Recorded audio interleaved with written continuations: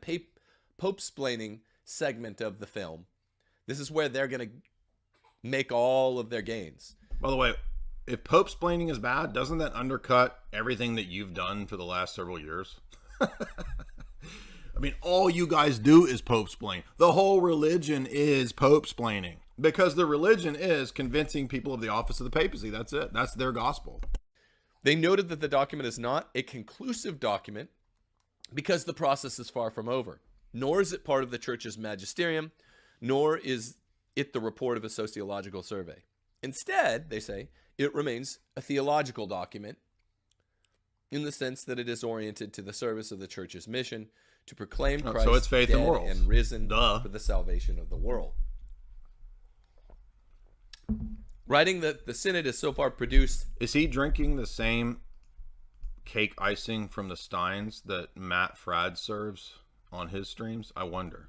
Because we know when Ibarra comes on, Ibarra is mainly concerned with the theology of the potluck, right? I mean, that's his main concern. Where's the synods going to talk about the potluck? I've been really waiting for that to become a sacrament. And so we find, you know, Matt Fradd serving giant beer steins full of cake icing for Ibarra, right? Hey, Eric, I can't wait to have you back on.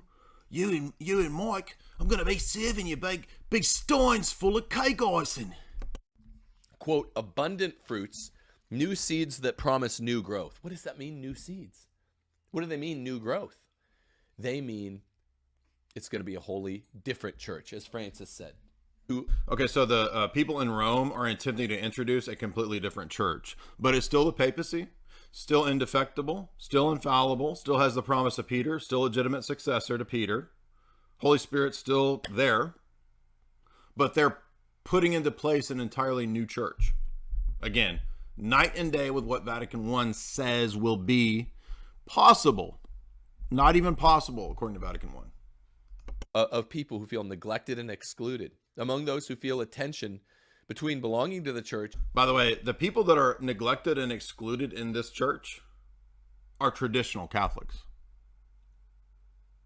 So they have the hardest contradictory sell of anybody, especially Sedevacantists, which is, you need to come to our religion because it's based around a guy that is evil, who's the head of the church and destroying the church, but he's also the foundation of the principle of unity of this thing. Oh yeah, and by the way, he's persecuting us and shutting down the Latin Mass, which is what you need. But he's also the head of the church, and he assures us doctrinal unity, preservation, and certitude of doctrine. So these people have the hardest sell in the world. And they're flipping out, and they're going nuts, and they're whatever that they do isn't really about us. It's not even about me, as much as they hate me. It's none of that. It's because they're at war with their own logic, their own reasoning. And that's precisely why this whole video is Tim Gordon telling you to turn your mind off. Forget about it. Give up on logic and reasoning and trying to apologetically Pope-splain. Just suffer. These things are signifying the collapse and the defeat of the traditional Roman Catholics. Now, he's a pseudo-trad in the sense that, well, it depends on how we want to define trad. Okay, whether it's people who believe in traditional morals in the Roman Catholic Church, or whether it's people who believe in Vatican I and not Vatican II, or the people who just worship the Latin Mass, as if that's all you need. Just continue Latin Mass, which is just worship of a ritual, as if the faith isn't more important than the Mass. You can have the faith without the Mass. But a lot of these people are, they believe in magic. They think that if you just have the Latin Mass, it'll fix and cure everything, and we're not going to worry about what's going on in Rome. Well, guess what? You don't have the liberty in this religion to not worry about what's going on in Rome, because Vatican I binds your whole church and your entire communion to what the guy in Rome is doing. And the experience of their own effective relationships. Remember in 2014 when they wanted to look at the positive relationships of man-on-man relationships, the positive effects? They just got it there. By married divorcees, why do they feel neglected? They had 2 complete synods devoted to them, 2014 and 2015, and then they got Amoris Laetitia. It was all for them. Single parents. Yeah, no, but you did say stuff to me. I blocked you because when engaging with you, you act like a 13-year-old and send 10 fart memes. Literally. And that's why I think they love Pope Francis secretly, even though you kind of have to pretend you don't. Letting it go much longer than 2,000 years? Jesus knows human nature. So, yes, technically, no man knows the hour, so it could go 10,000 years. But the gospel was relatively unperverted until about the mid-1800s. Wait a minute. The Catholic Church's teaching of the gospel started getting perverted in the 1800s. I mean, this goober hasn't even read Vatican I, and he's over here talking about how badass he is at debate. Come on, man. I mean, it's just so tiresome and childish the way these people act. I mean, wouldn't it be better for you to interact in a civil way rather than all of this posturing and performance art and all this nonsense that you guys do?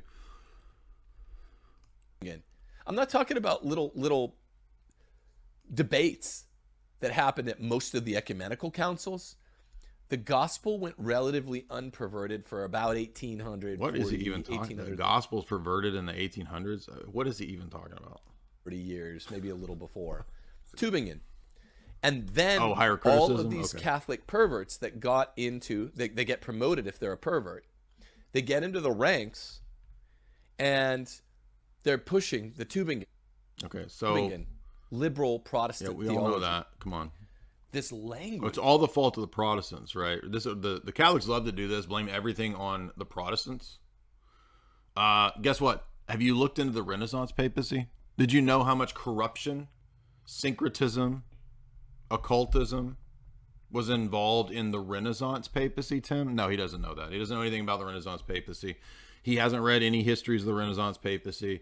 And so he is buying into the just totally ridiculous narrative of trad Catholics that the papacy everything was rosy until the 1800s. No, it's the Renaissance that has just as much or more corruption than anything going on in the 1800s papacy or the Roman Catholic Church. Is the worst. What does this mean? All the institutions of the church are called to question themselves on how to integrate the synodal impulse in people who believe what the Freemasons believe running the Vatican. Hold fast. Again. Okay, so now we have an admission that the beliefs of Freemasonry is what's going on in the people that run the Vatican. So the Pope is pushing Freemasonic philosophy, according to Tim Gordon, but he's still the head of the church. Somehow still the decrees of Vatican I can be made sense of, that the Roman See has not defected, but is teaching Freemasonry. It's a contradiction and that's why he's telling you in this talk, turn off your brain and stay put and suffer. Nobody wants to stay put in your pedo cult, dude. Don't be one of these people that bounce from Protestantism to Orthodoxy to Catholicism to Orthodoxy back to Catholicism to trad to where Peter is positioned. You mean like all of your friends and the people that you used to co-host with, and now that you have moved your position now to where Rome teaches chaos? So people shouldn't do the changes of position that you've had, right? Because you're morally superior because you have kept the position and not grappled with the issue. Do that. You notice this channel got a lot of flaws, got a lot of blind spots, but there's no bouncing here, right? The only bouncing I ever did was grew up in the church in the 80s. Okay, but that doesn't mean that you're correct. So the fact that you haven't changed your position doesn't mean anything. So maybe that just means you're hard-headed on and prideful. And so really, you can never win at this game, right? Like if you change your mind and you're open to being corrected, oh, he's shiftless and shifting sands. But if you don't change your position, you're hard-headed and you're not open to correction, right? So this is a bogus moral one-up that they love to do, like the trads who were saying that I had changed my position 100 times. No, it's really I changed my position about 3 times total. And within those decades, I grappled for many years with a lot of these topics. But I don't hide that I changed my position. right? I mean, aren't we supposed to be open to new facts and open to correction? And yet here he's saying, just hold fast and turn your brain off. 90s, not believing a word of it. Once I got reason to believe it's really the truth. In my 20s, later 20s, I haven't looked back. And I'm not going to leave for orthodoxy or Protestantism or back to agnostic atheism. None of that. Just stay put and suffer. There you go. So that's the best that the Roman Catholic apologists have to offer for you, which is turn off your brain, like he's saying there,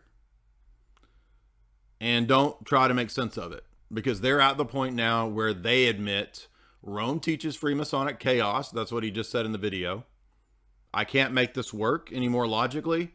Just turn it off. That's a cult, right? Turn your brain off. Just submit. Worship the bare authority and stop trying to make this system work anymore. Well, thank you.